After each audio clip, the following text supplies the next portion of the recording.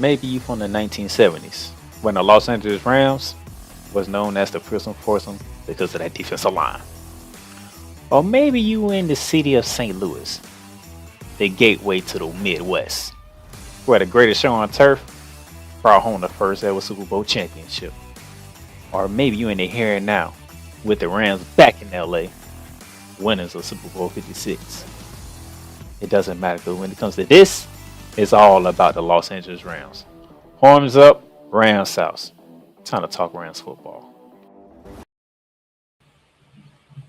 And good day, Ram Nation. How y'all doing on this today? Thursday, January 22nd, 2026. The season is still alive for the Los Angeles Rams. They are in the championship game, the NFC Championship Game. And I can't wait to preview it. Man, welcome to this edition of Rambley Talk. Rams Nation East Coast Station.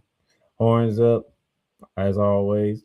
The Playmaker down in silence in the building. Thank you all for tuning in. Thank you if you're watching on the Playmakers Network YouTube channel. Hit that subscribe button, hit that notification bell. If you're watching on my personal LinkedIn page, thank you for watching it on that one. Send me a connect on LinkedIn and then slide over to the Playmakers Network YouTube channel. Hit that subscribe button, hit that notification bell. If you are a podcast listener, thank you for being a listener on the podcast version. Spotify, Apple Podcasts, Amazon Music, iHeartRadio, and wherever else you can get your podcasts at. Last weekend was a heart-racing one with the Rams and the Bears. We're going to recap that. We're going to preview the rubber match with the Seattle Seahawks with all the marbles on the line in this one.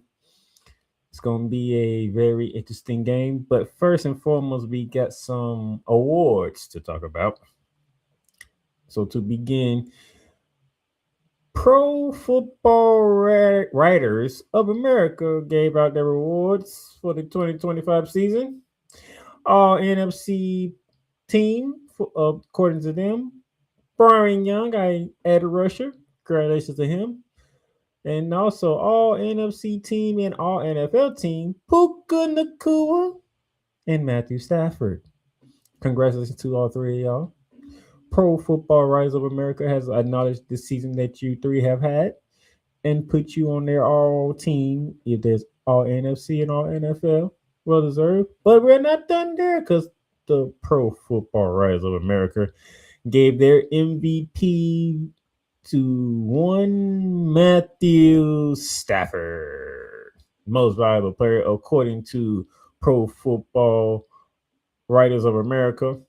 Congratulations to Matthew Stafford. As most people in the sports media world, TV personalities, believe Matthew Stafford will be the NFL MVP when it's all said and done. We shall see. But congratulations to Matthew Stafford. Congratulations to Puka Nacua, and congratulations to Byron Young on winning awards from the Pro Football Writers of America. Don't want to overlook those. Want to make sure we give out the honors when they are need to be given out. But with that being said, that brings me to this past Sunday. NFC Divisional Round. It was on NBC. The LA Rams taking on the Chicago Bears in a snowy Chicago, Illinois.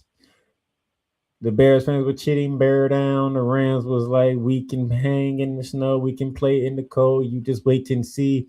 And what a game. Oh, my gosh. 20 Rams, 17 Bears in overtime. Plus, you already know what happened. Pretty sure everybody watched the game. But here's my recap of it. Started off pretty well. Couldn't ask for a better start. Defense got the ball first. Defense was on the field first. Chicago go for it on fourth down. They get an interception.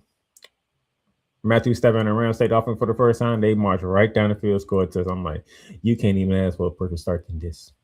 The Bears responded. And then at halftime, we were tied at 10-10. So it's not bad. You know, Chicago's at home. Caleb Williams he's been rolling as of lately, so you're not too upset. But defense was playing pretty good. I ain't gonna lie. Defense was pretty good. Yeah, of course, the defense is gonna have their mistakes and their problems because we've been seeing that all season. But man, pretty good. Nothing happens in the third quarter, fourth quarter. We get touchdowns on each side, so we got to go in overtime, man. Over time, you just don't know how it's going to go. With the new rules that each team get a possession no matter what if a team score, unless the defense scores a touchdown, like a safety or pick six or scoop and score, stuff like that. Block punt, whatever, special team stuff like that. But outside of that, both teams get possessions regardless of the score from the offense. You just don't know. We get the ball first, practically go 3 and out. They do nothing with the ball. Got to punt the ball to Chicago. Chicago gets the ball. They are moving. And then Cam Curl gets an interception. By the way, shout out to Kobe Durant, who got the first 2 picks, by the way. Shout out to Kobe Durant, who got the interception on that first drive with Chicago. Got another pick. But Cam Curl gets an interception on a route that DJ Moore didn't complete. Now, as a guy who was studying receiver in his youth days and trying to be a receiver, I can tell you because DJ Moore did not complete that route, which gave Cam Curry the opportunity to get that interception, which he did. And then Matthew Stafford said, "All right, I'm sick of this. We're gonna do this." Hits Devontae Adams, hits Puka Nakul. We drive down the field. We get in field goal range, and Nevis hits the game-winning field goal to beat the Chicago Bears in Chicago at Soldier Field, 20-17. It was a heart-racing game. You just didn't know how this was going to go. Offense was not great.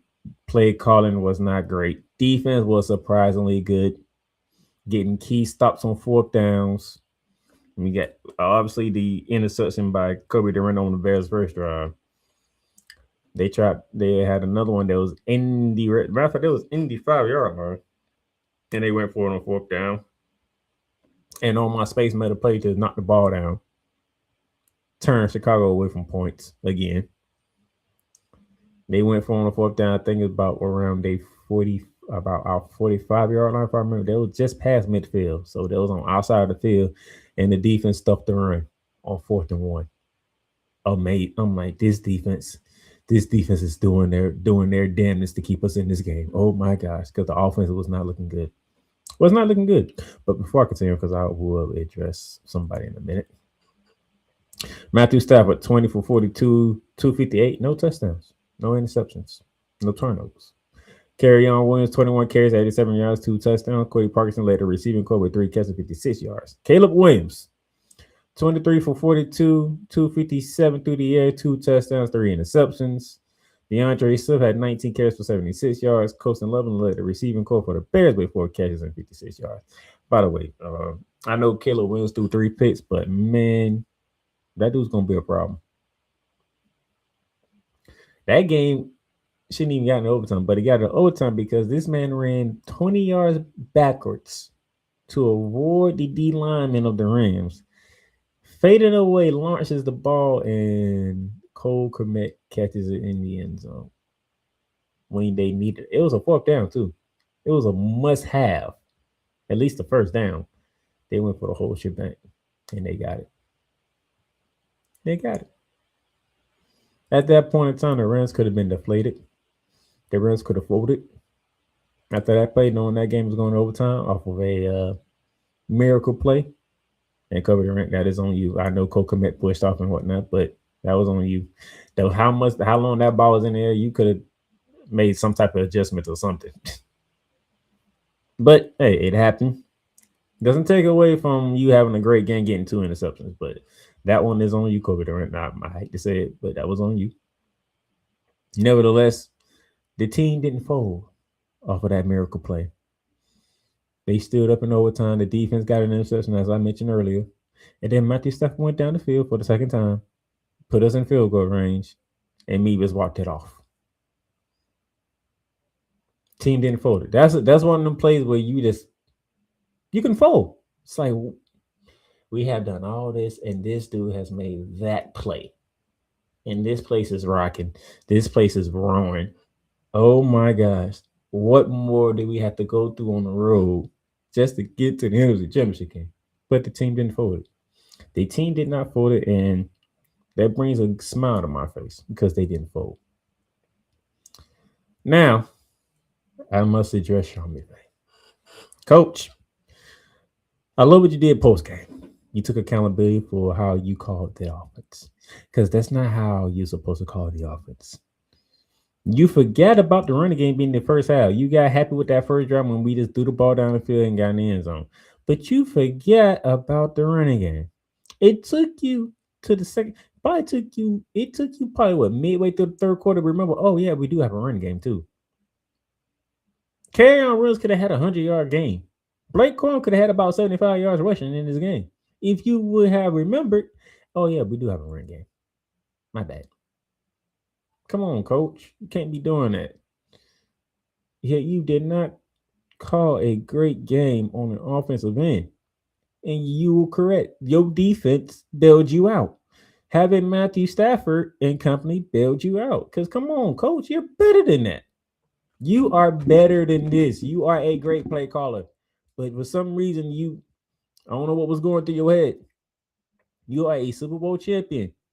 You've been to 2 Super Bowls. You won one of them. Come on, coach. You're better than this. Come on, get it together. But you get another week. You get this week to get it right. Come on, get it right, Sean. Let's go. We need you. We need you. Come on, coach. Get it together, man. Let's get it right. But hey, we survived in advance. That's the name of the game. That's the name of the game when it comes to the NFL postseason. Survive in advance. So we survived and we're advanced. We beat Chicago in a snowy Chicago. We could have beat Philly last year, but people still thought, oh yeah, y'all still LA team. Y'all can't. Yeah, they said that same thing again when we got to play Chicago. We went in there. It was snowing and we won. So hey, we have dudes that have been involved in snow games. Y'all don't remember. Matthew Stafford spent a dozen years in the NFC North. He has played at Soldier Field a lot of times. He has played in Green Bay a lot of times. Devontae Adams was a long-time Green Bay Packer. He's been in snow games. Book on the course from BYU. It snows in Utah.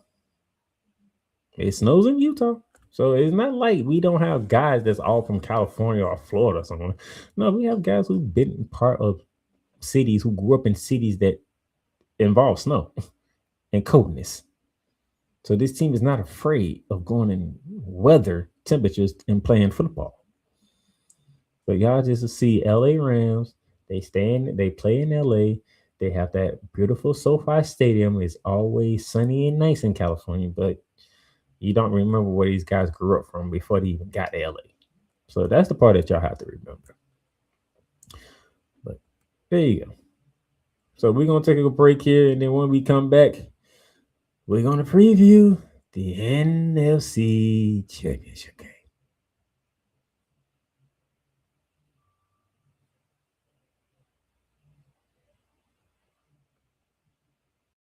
Everything Boston. I love you morons.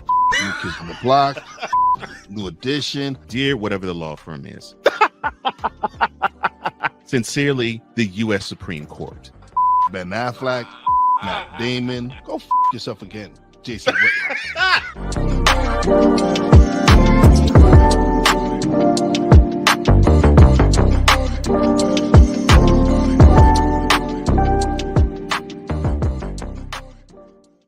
Join the transporter to Hades. Your butt and gut becomes one.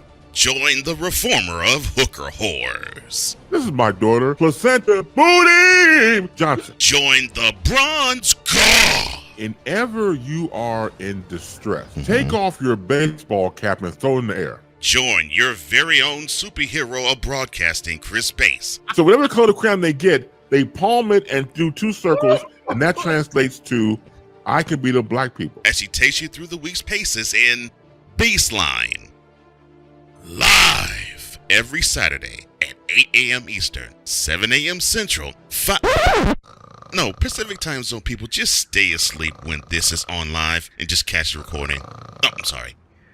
Exclusively on the Chris Bass YouTube channel.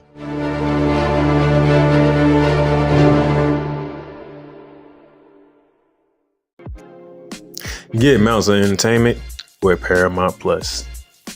Stream new movies such as Mean Girls, Transformers Rise of the Beast, and Good Burger 2 with Paramount Plus. Stream live sports such as the UEFA Champions League, the NFL on CBS, the PGA Tour, and March Madness.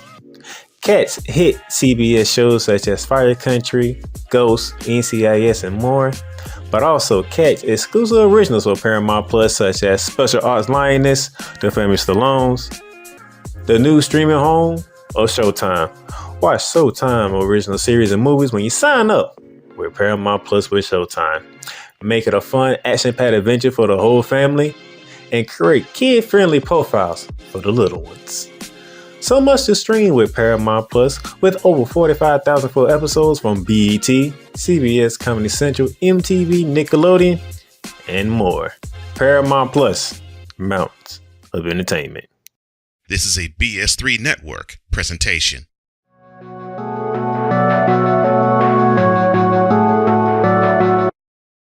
I want to do a TED Talk, but I don't have anything to talk about yet. I'm getting there. Life is for the living. We're not here that long. You can learn anything you want to learn without any money spent. What do I really enjoy? What do I really want out of life?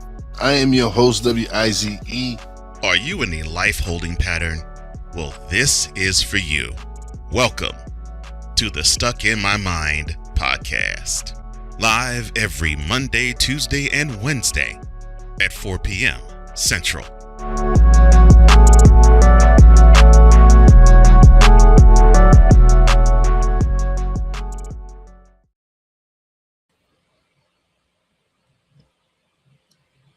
And welcome back to Rammy Talk here on this Thursday, January 22nd, 2026. A high-reaching wild card game. We got past the Carolina Panthers in Carolina.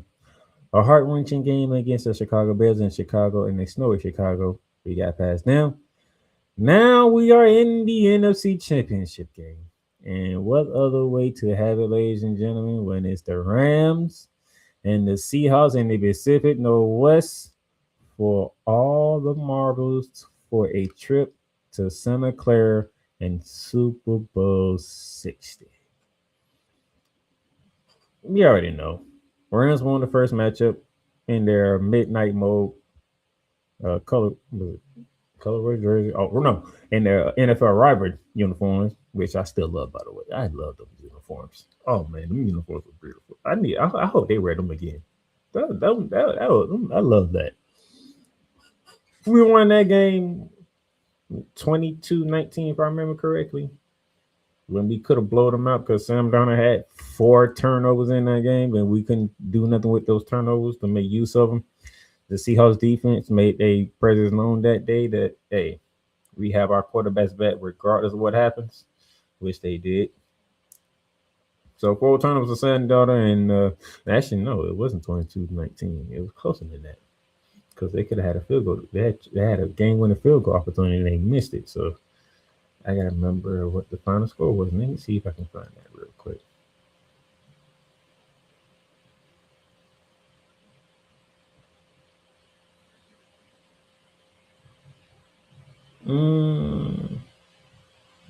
But we won round 1. That was in LA. 21-19. I was a point off. I gave us an extra point. 21-19. That was round 1. Back in November 16th. And then we met again in week 16, Thursday night in Seattle. That was December 18th. And the Seahawks came back from a 16-point deficit, started by Raheem Shaheed's punt return that turned that game around. And the Seahawks took it in overtime and won it 38-37 because they went for 2 and got it, matching the Rams' touchdown from earlier. But the Rams kicked the extra point. Seahawks go down and score. They go for 2 and they get it.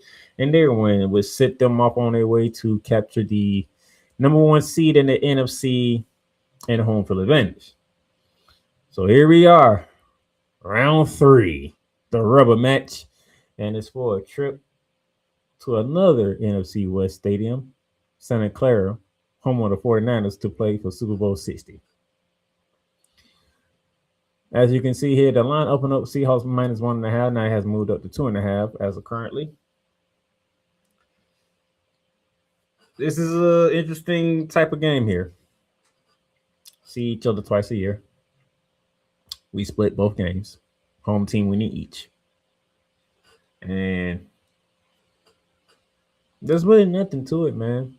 Mike McDonald, what he has done with the Seahawks defense, number one defense in the league. Nothing to say about it. Sam Darnold has been playing pretty good football as of late. He has not been making the mistakes that he's been known to be making in big moments. But it kind of helps when you blow out this 49ers in the division round. You don't have to play in the fourth quarter like that. And you only threw 17 passes. So we have that.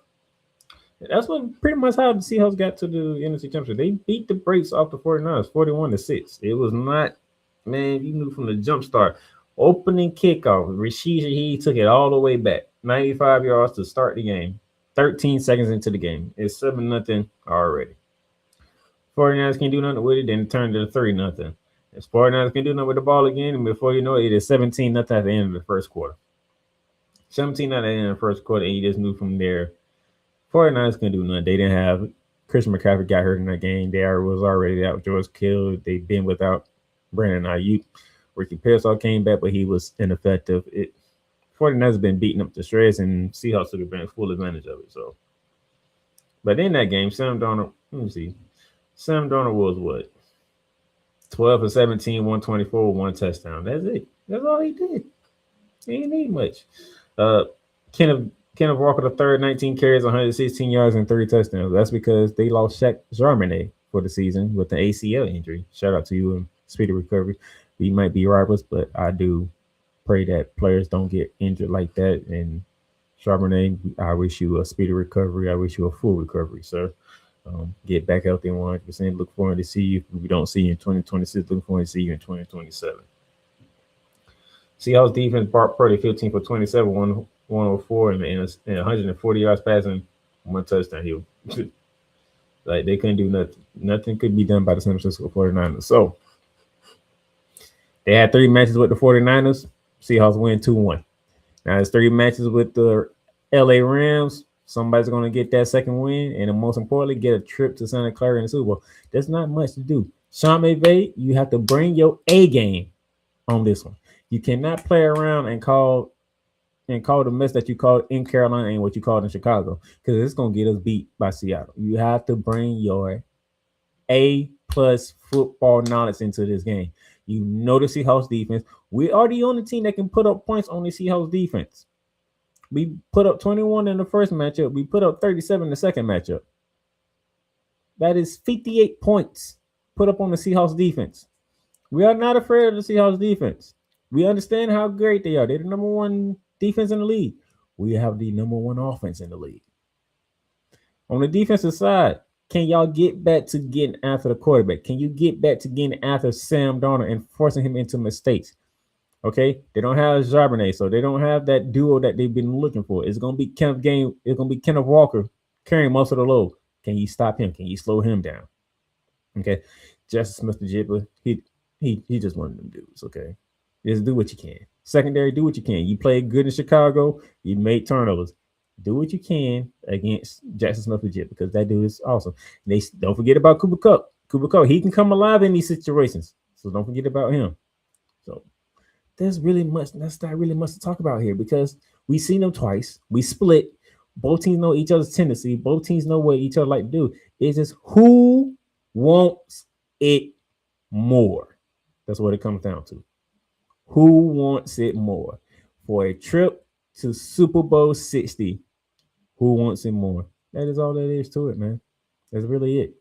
So thank y'all for tuning in. Thank y'all for watching. If you're watching on the Playmakers Network YouTube channel, so hit that subscribe and hit that notification bell. If you're watching on my personal LinkedIn, slide over to the Playmakers Network YouTube channel, hit that subscribe and hit that notification bell.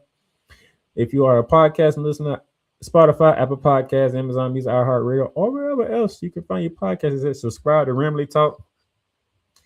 And hopefully when I join you next week, it'll be because we're going to the Super Bowl and not us having our season ended. 6:30 p.m. on the East Coast, 3:30 p.m. in the Pacific Northwest. On Fox, Kevin Burkhardt, Tom Brady. Y'all have a great call. And Ram Nation, y'all be easy. Rams Nation, East Coast Station, salute to y'all. I will see y'all next week.